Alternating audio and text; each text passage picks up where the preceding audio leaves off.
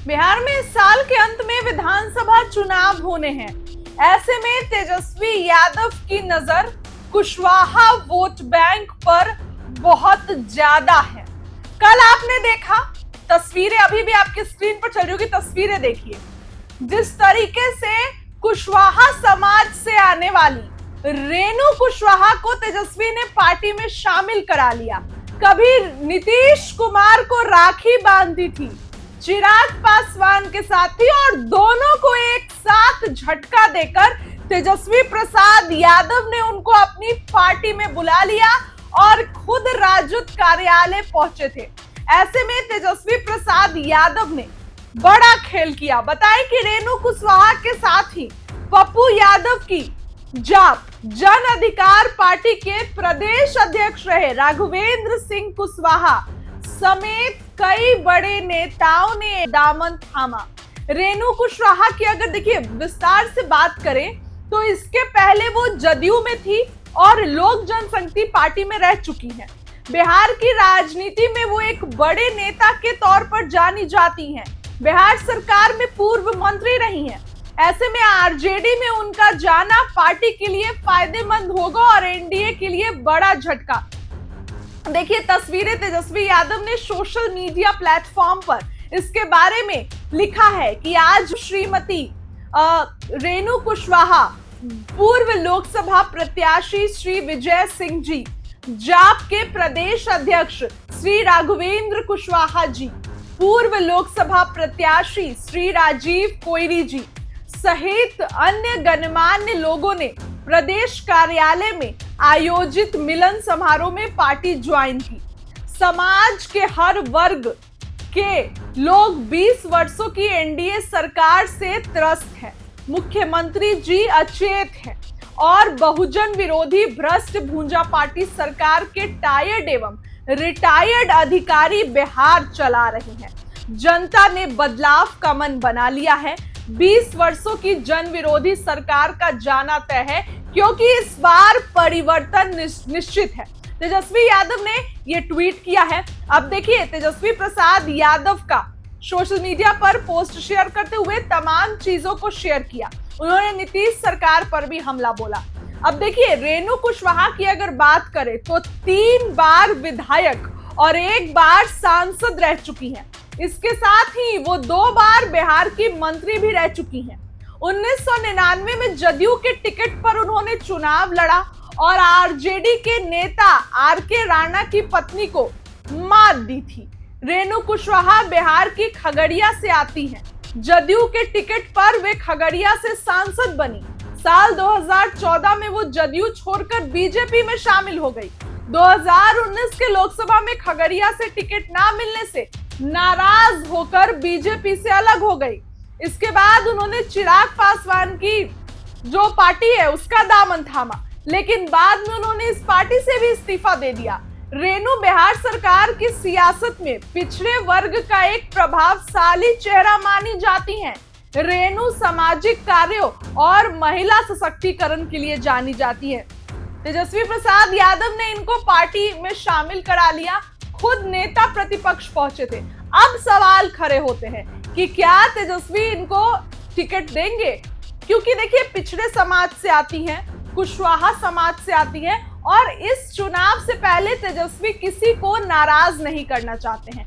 यही कारण है कि तेजस्वी यादव जो है वो सभी वर्गों को साथ लेकर चलना चाहते हैं। तेजस्वी यादव ने मंच से ऐलान भी किया, वो भी आपको सुनाएंगे इनको शामिल कराने के बाद। लेकिन इनको अपनी पार्टी में तेजस्वी यादव ने शामिल करा लिया है। देखिए अक्सर अगर कोई आरजेडी का दामन थामता है तो तेजस्वी वहां पर मौजूद नहीं होते हैं। लेकिन आप सोच लीजिए कि तेजस्वी खुद अगर पार्टी कार्यालय जाते हैं और इनको पार्टी की सदस्यता ग्रहण करवाते हैं तो पार्टी के लिए कुशवाहा वोट बैंक कितना जरूरी है। और तेजस्वी ने ये एक्सपेरिमेंट लोकसभा चुनाव के दौरान किया। लोकसभा चुनाव के दौरान कई लोगों ने उनको सलाह दिया कि आप थोड़ा एमवाई समीकरण से दूर होकर कुशवाहा वोट बैंक पर नजर डालिए। इसका फायदा तेजस्वी को हुआ। औरंगाबाद से अभय कुशवाहा जीत कर आए और उनको सदन का नेता बनाया गया। तो ये सभी चीजें मायने रखती है। और यही कारण है कि इस बार भले ही तेजस्वी अपना MY समीकरण बचा रहे हैं, मुस्लिम यादव समीकरण बचा रहे हैं, लेकिन अति पिछड़ा पर तो मंगली लाल मंडल पर तो दाव लगा दिया। अब पिछड़ा समाज, कुशवाहा समाज से आने वाली रेणु कुशवाहा को अपनी पार्टी में शामिल कर लिया और 4.27% कुशवाहा वोट को अपने तरफ करने की कोशिश की। लोकसभा चुनाव में भी तेजस्वी यादव ने इसका फायदा उनको मिला।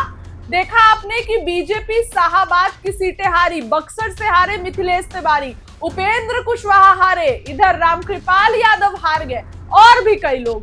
तो ये तेजस्वी यादव का फॉर्मूला काम आ गया और यही कारण है कि तेजस्वी इस बार के विधानसभा चुनाव में कुशवाहा वोटर्स को अपनी तरफ करना चाहते हैं। रेणु कुशवाहा को शामिल करा लिया, इसका पोस्ट आपने देखा। फिलहाल मंच से तेजस्वी यादव क्या कुछ कह रहे हैं, बातों को देखिएगा,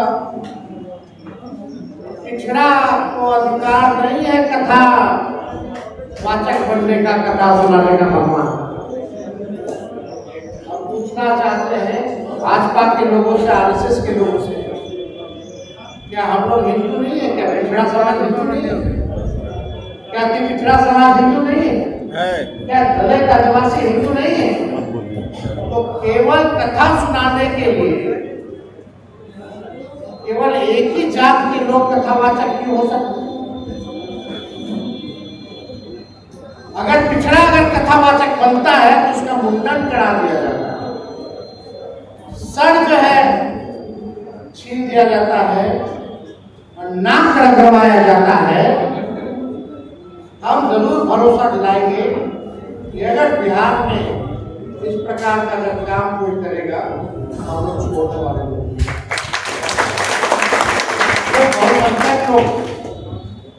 और आप देखिएगा कि पिछड़ा दान देने के लिए है, चढ़ावा चढ़ाने के लिए है, कथा सुनने के लिए भी है, लेकिन कथा सुनाने के लिए नहीं। ये तो अन्याय है। तो हम लोग सब लोगों को एकजुट होने की जरूरत है। जो मौजूदा सरकार है, चाहे केंद्र में या राज्य में, सामंतवादियों ने कब्जा कर रखा है और बिहार से सामंतवाद को खत्म करके दिल्ली का भी सामंतवाद को हम लोग को खत्म करना है। हम लोग काम करने वाले लोग, हम लोगों ने आरक्षण की सीमा बढ़ाई हमारे 17 महीने की सरकार ने, जाति आधारित गणना कराया। जब हम लोग 65% आरक्षण कर दिए, ये भाजपा के लोग जो है आरक्षण को लेकर कोर्ट कचहरी जो है वो जाने का काम फंसा करके रखे। जहाँ पिछड़ों का बढ़ा, अति पिछड़ों का बढ़ा, दलित का बढ़ा, आदिवासी भाइयों का बढ़ा।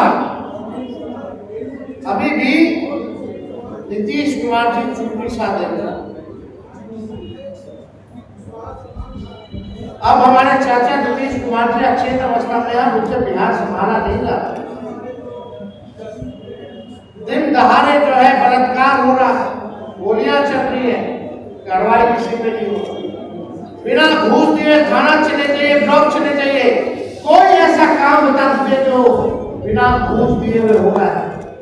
फुल करके अब घूस लोग मांगते हैं, फुल करके अब घूसखोरी को लोगों ने परंपरा बना दिया है, संस्कृति बना दी है।